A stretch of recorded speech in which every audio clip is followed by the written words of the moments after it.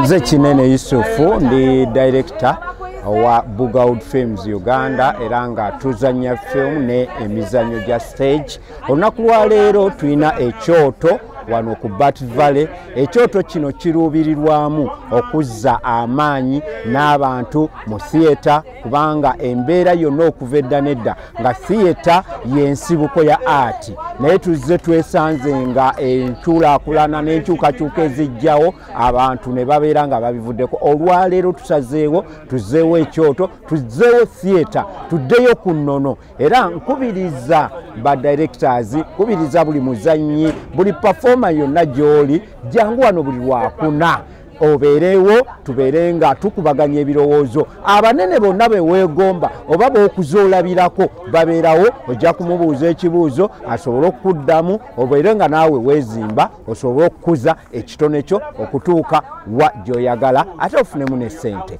Mwebale nnyo, mwebalire ddala.